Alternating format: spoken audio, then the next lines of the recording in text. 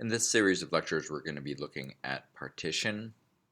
The, the term partition refers by historians of South Asia to the partition or dividing up of British India into two states, India and Pakistan. Today, these two states are India, Pakistan, and Bangladesh. But as we'll see through these lectures and through the associated readings, that at the time of independence in 1947, Bangladesh was known as East Pakistan, and what is today Pakistan was West Pakistan. So these are the same country separated by 1,000 miles of India. Pakistan gets its independence, or claims Independence Day, to be 14th of August 47, and India is the following day, the 15th. So we're going to start by looking at why the British would want to leave India. Because in fact they do want to leave India by the end of the Second World War. There are continuing and mounting tensions in India that really accelerated in 1919 through three big mass movements in 1920, 22, then again in 1930, and then the Quit India movement in 1942. We'll be talking about them as we go forward. And then there's also a lack of British personnel. The British have fought in World War II, and there's a need now for British troops to retire. They're done. They're exhausted.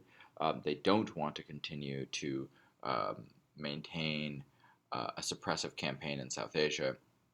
And in fact, troops are urged to come home to rebuild a destroyed UK. There's also internal changes within the UK, internal domestic politics. There's a change in government as Churchill, Prime Minister Winston Churchill, who is the Tory or Conservative Prime Minister is head of state, and he loses to a guy named Clement Attlee, who is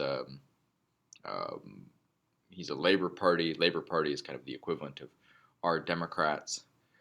Attlee puts forward what was called the Breakdown Plan in the spring of '46 that details the need for the British government to leave. So the head of the UK is not interested in keeping India, and in fact has held that position for a long time, and then makes this public declaration in the spring of 1946, the following year after the end of World War II.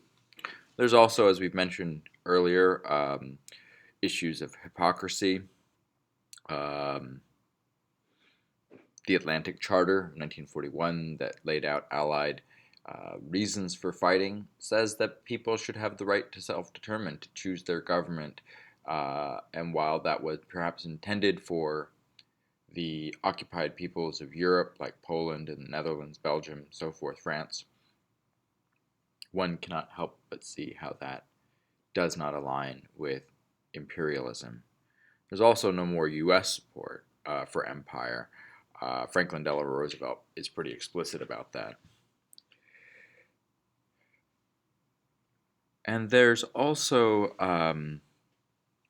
the opportunity, and we'll develop this here, that the benefits of India can be maintained without the occupation. So it can be done cheaper with similar results. So there's lots of reasons, as we can see in the 1940s, for the British to want to leave. So if all the items going backward looking are motivating them to want to leave, you can't, from the British perspective, just ditch out and not care what happens to South Asia, because what South Asia really does shape, it plays a key part in what Britain can do for itself going forward. So if India is going to be independent, how can HMG there is Her Majesty's government or His Majesty's government, how can the UK ensure that India is favorable to London? So if India is going to go off on its own, how can Britain ensure that India is going to be a British ally. There is a desire for India, with its huge agricultural and manufacturing output, to be a trade partner, both import and export. But I think we need to really also focus on the military side, because that's a big piece of it. There is a strong UK preference for a unified India. That is to say, no Pakistan, just one big unified country. So you might look at that bottom bullet point, an ally for World War III, and think that that's a typo, an ally for World War II. But in fact, the stakes are very high. Immediately after World War II ends, it seems like World War III is brewing. The Soviet Union is threatening Turkey and Iran. The United States plans to send a new supercarrier, the USS Franklin Delano Roosevelt, and others into the Mediterranean Sea as a warning to the Soviet Union. And all of this is less than a year after the end of World War II. This is all in 1946. So World War III seems very possible. And India seems to be the ideal ally from the British perspective. It has what is seen as limitless men, right? This is a country of 350 million people or so at the time. So remember, 1.5 million Indians fought in World War I, 2.5 in World War II, and there's the feeling that that number can be even larger. So there's this wondering of, okay, if India is independent, and if they choose us and work with the British, wow, they have this huge number of factories. Their location is perfect. It's right in the center of the Indian Ocean.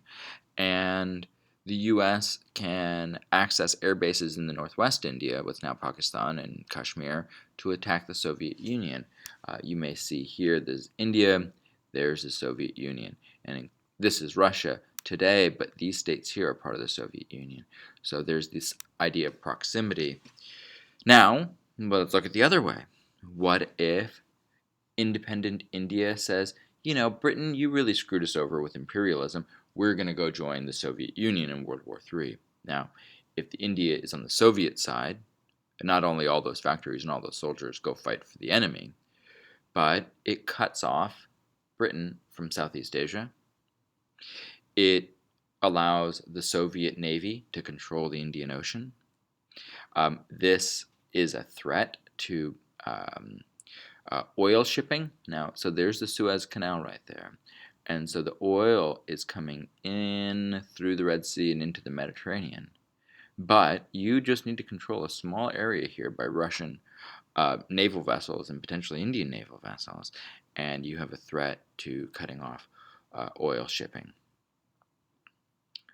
And there's a real reason for the British to think that the Indians will support the Soviet Union, because there is a pro-communist union that in fact has gotten stronger in the 1940s. So there's real reason to worry that India will align themselves with the Soviet Union.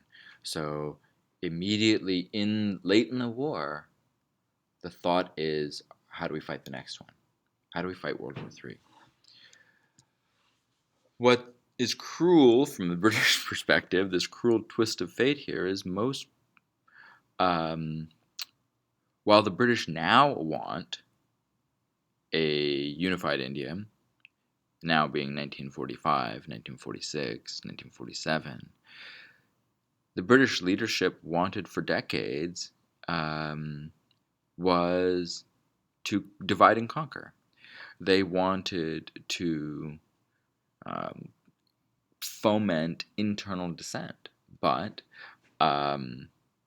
they have reaped, will now need to reap what they've sown, which is that this is not an internally unified state, but there are divisions. The divisions benefited Britain when they wanted to be an imperial power and control India, but now that they want a unified state, they've created some of the problems to having India be a unified state. For our next lecture, we're going to be looking at the two nations theory and where this idea for Pakistan came from.